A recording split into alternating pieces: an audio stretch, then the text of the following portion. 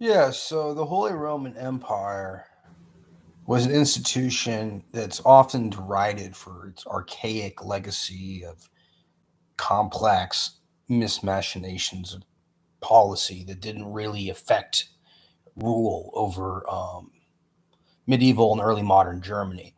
But the reality is that the HRE was an effective polity, and more so, it was a conglomeration of various ethnic ties that didn't have equal representation in some sort of aristocratic um, electoral system. So they had a loose confederation of rulers that had an elected cabinet of government, but it wasn't total. It wasn't um, an even spread of rule amongst the elect. They had an emperor that was elected, but he was elected for life in most cases, virtually all cases. And that emperor reigned from top to bottom.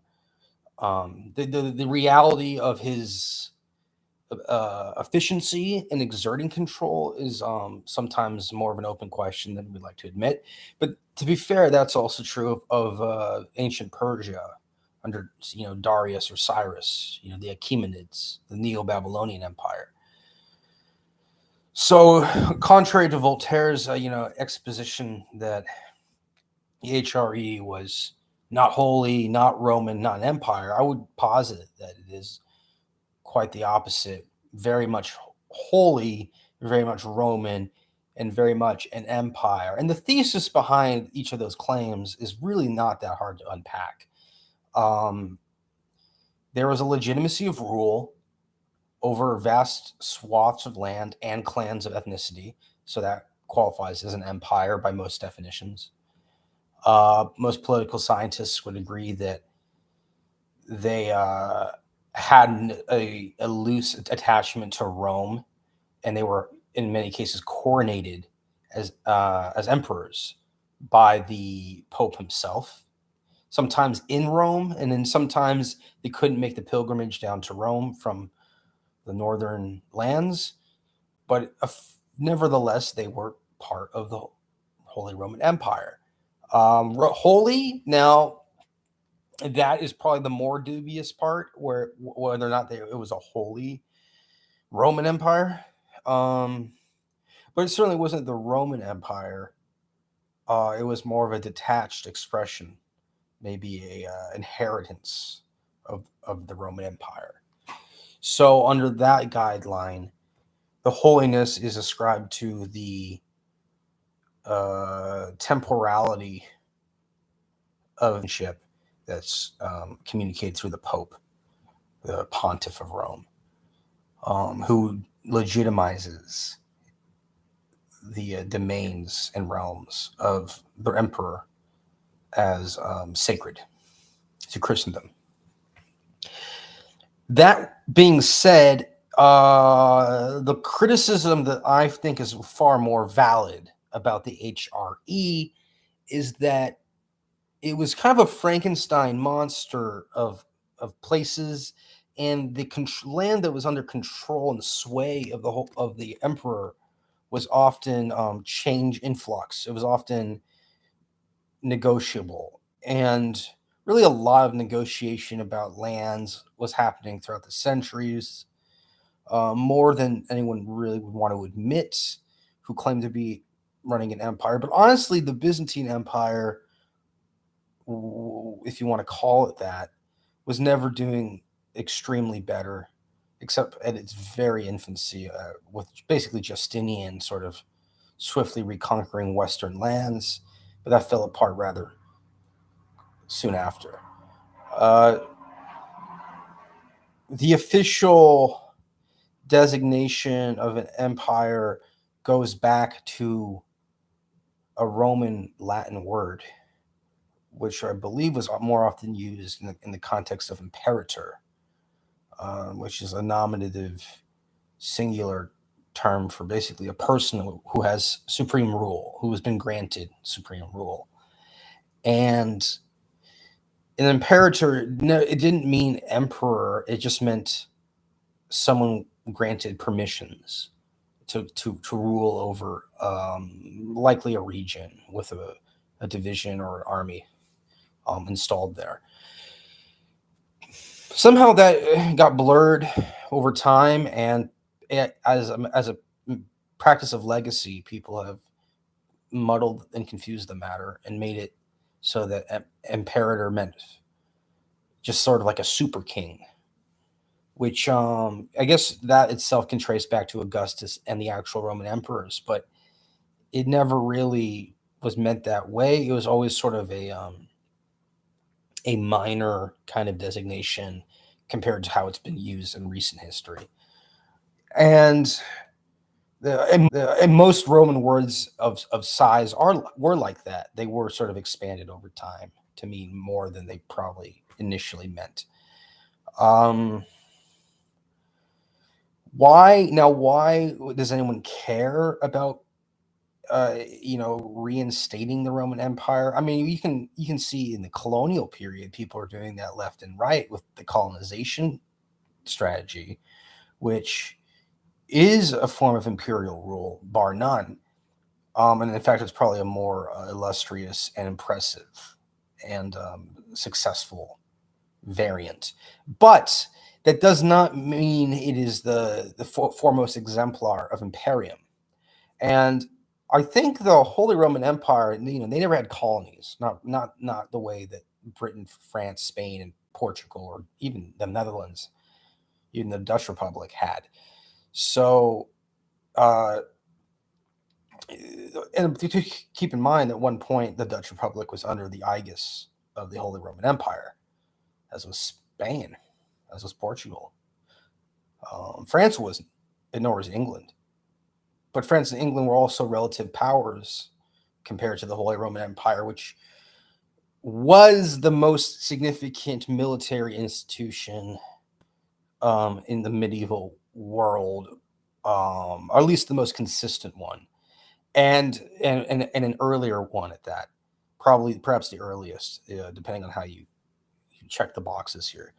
I think the Holy Roman Empire did have a genuine claim to resuscitating the Roman Empire with a sort of dumb and loose attachment to the city of Rome itself. But they kind of squabbled the whatever legitimacy they had by going to war with pagan territories, conquering them haphazardly, and then not taking back too much land in Italy. Although they did at spurts take back land in Italy, they they didn't seem very able to sustain those conquests. And multiple high-ranked emperors would go down to Italy, conquer different parts, or negotiate themselves into the conquest of parts, and that would kind of be their achievement of the day. Sicily under Frederick II. Frederick Barbarossa had lands. Otto, and much of Lombardy. Otto the First. All of these guys. A couple of the Ottos had lands in Italy. It was, and then the Hohenstaufens after Rome and after the traditional Roman Empire fell, and the Lombards were not in the business of conquest, so they were just sort of sitting ducks. And for whatever reason, Charlemagne conquered.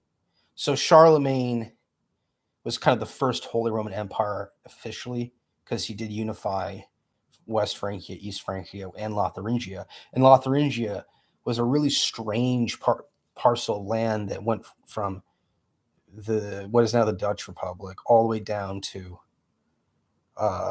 northern Italy, down to Rome, I believe, and to central Italy. And that slither divided what it was sort of snaking between the west and east chunks. And so eventually his empire disputes. And Louis the Pious was his son who inherited everything, but he was barely able to scrap it all together. And by the time he died, all three of those major pieces were in division. And the eastern part became Germany. This is the thing, though. Only the eastern part expanded. The western part didn't really expand for a while, and the middle part actually got worse. It subdivided, and so there's this idea that the eastern part, the Germanic part, is the true successor of Charlemagne, and therefore the true successor and inheritor of the Holy Roman Empire. And in fact, that's why it called itself that. Frankly, it called itself that, and they were the Franks. They were in the business, in the bloodline of the Franks. By the way, the Franks sounds like the French, because the word French comes from the word Frank. But the people who were the Franks were kind of like a warlord Germanic tribe that spoke a language that was not Roman. It wasn't a Romance language. It was a Germanic language. And even though they ran France and Italy, keep in mind, this was during a migration crisis in the Dark Ages after the fall of Rome, where Germanic tribes went all over Europe and conquered or infused themselves with all of the European gene pools. And this was a German sort of underlying invasion that happened as much on economic lines as it did on military lines. It was a migrant crisis, and that was Germans doing that. We call them Germans, but they were loosely all Germanic in their ethnic origin from Eastern Europe and Central, I suppose, Europe. So everywhere that was associated with the Dark Ages, like Spain had the Visigoths invade them, and the Vandals too. Italy had the Ostrogoths and the Lombards. England had, of course, the Anglos, the Saxons, the Jutes.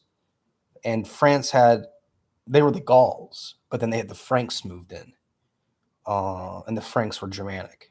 The Gauls were Roman. Or were conquered by the Romans and spoke Latin.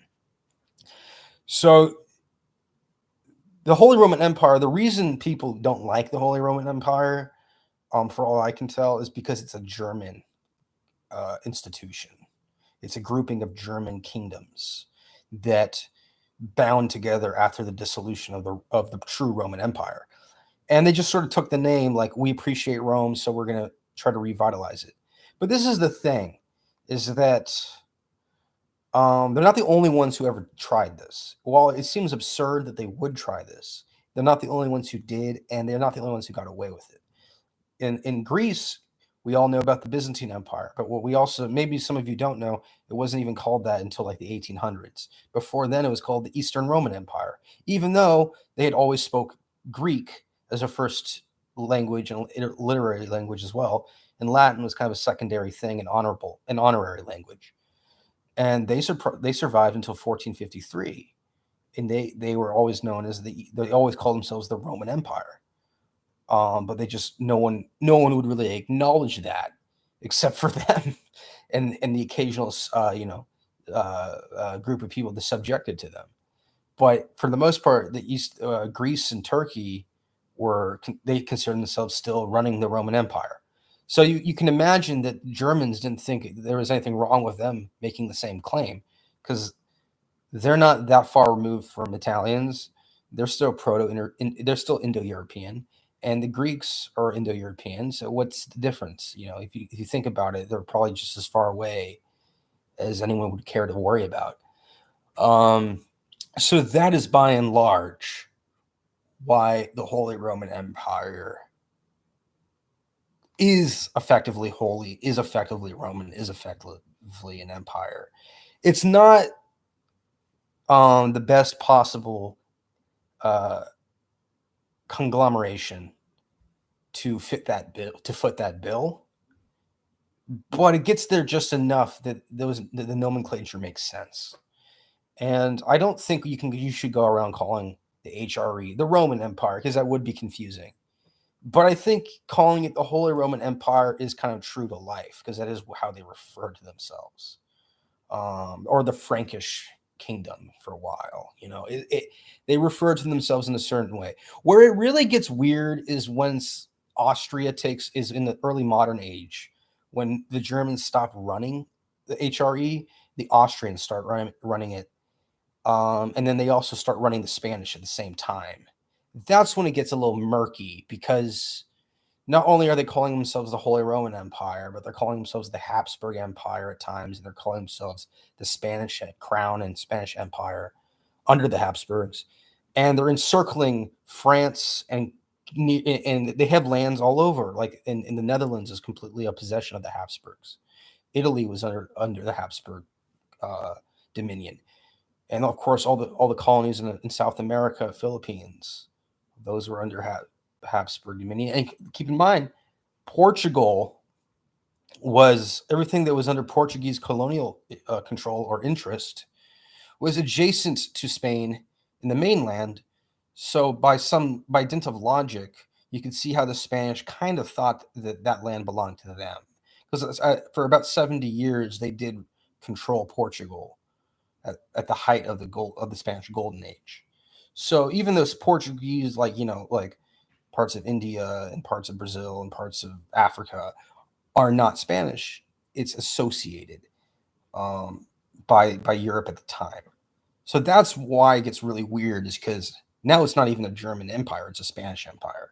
But then the Spanish thing falls apart because the Habsburgs have a succession war where they lose control of Spain and cede it to the Bourbons. And so the HRE now is no longer affiliated with Spain. It's mostly just affiliated with Austria and Germany. And that's where it gets weird, because they don't have colonial strongholds anymore, but they still have all these land bases in Europe. The problem there is that all the other countries now do have colonies. And so they can kind of push around Austria, Germany. They can push those countries around to the point where those countries have to rely on their industry and their militaries and their culture. And that, of course, the good side of that is you get a lot of science and you get a lot of music and art. Eventually, maybe you could argue it culminates in Nazism, nationalism, right? Because they're pissed off that they don't have power anymore. But for a few hundred years, they were the leading composers, all circled around the court of Vienna. So there was some sort of silver lining to it all. I guess that's where, and then of course, the end of the Holy Roman Empire only officially ends when Napoleon conquers Vienna. And it's not easy for him to do. He has to do he runs two different campaigns to do it. Two, maybe three, depending on if you include Northern Italy conflicts. But he does 2 or 3 campaigns, and he ends up conquering the capital of Austrian Empire. And he decides to dissolve the Holy Roman Empire in like 1805. And then it never really it becomes, it never recongeals into an entity after that.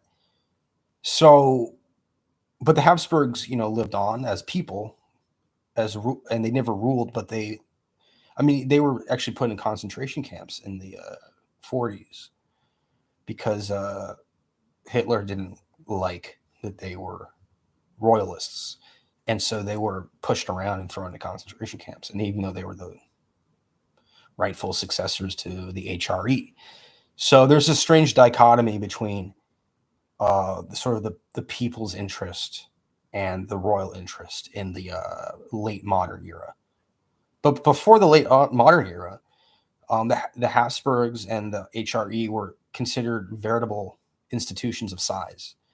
And even before that, you had the only time that they were really seriously questioned, and even then it only fractured them, but it didn't destroy them completely, was around the time of the Reformation and the 30 Years' War, because they were fundamentally a Catholic family and Catholic government sort of strategy.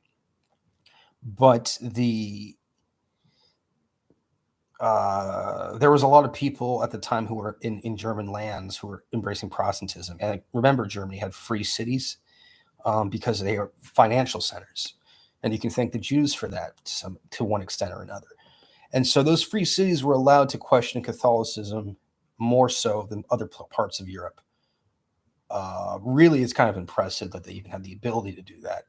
But they didn't take the ability for granted, I guess. They really went far into the paint and embraced Calvinism or Lutheranism, mostly Lutheranism in Germany's case. And that stirred strife and the friction bubbled and bubbled and bubbled into an all-out devastating war, the 30 Years' War, so-called, which is the bloodiest conflict in terms of how the percentage of the population involved, I think, that Europe has ever been in. And really, it's not a war that's discussed much because it's actually still a touchy subject, I think, the whole Protestant versus Catholic dispute. Now, as an aside, and maybe an afterword, the Dutch revolt was instrumental to the 30 Years' War because the Dutch were, like I was saying, they were owned by the Spanish and the Habsburgs and the Holy Roman Empire. But they were also the least likely to stay involved because they were so far removed and they had a very loose association anyway. So they ended up revolting from the Spanish, and they, after 80 years or so, they succeeded in their revolt. I believe they wanted to be Calvinist under the theological guidelines of Arminius, and that was really the impetus for the strife between sort of Catholic Southern Europe and Protestant Northern Europe. It was the Dutch deciding that they no longer wanted to be a part of the amazing Holy Roman Empire. It wasn't that and Martin Luther, those two things, the Dutch revolt and Martin Luther. And Martin Luther was part of the Holy Roman Empire too. So you can see how it kind of incestuously cannibalized itself and imploded. Rather than being destroyed from the outside, it became too complex for its own good. But that's just how a lot of things break apart. I mean, some say that the traditional Roman Empire fell apart because of its own version of implosion, where the culture degraded and the values of classicism were lost. And also the relationship with the Christians dwindled and turned into sort of a hypocrisy. Anyway, I can't belabor this too much, but looking forward to promoting more slides on this channel. I mean, I like to consider myself a historian. I like to consider myself a lecturer, if not even a professor on some note. So hopefully you'll enjoy this talk. Forthcoming are some more talks and lectures. And in those, you may or may not see my face. I'll probably have some slides up just to keep everything nice and clean. And I'll do that in my new domicile, not in this undecorated apartment that I'm moving out of. And certainly not bedridden. That would be a joke. Anyway, at 24 minutes, I think we can close up. And the Roman Empire is another afterword. Is the Roman Empire didn't even last as long as the Holy Roman Empire did. That's the key takeaway, is that you think the Holy Roman Empire is a joke, and maybe it is. Maybe it wasn't as strong as the Roman Empire. Maybe it wasn't as expansive, but it lasted a lot longer. So survivability counts for so much. Anyway, ciao.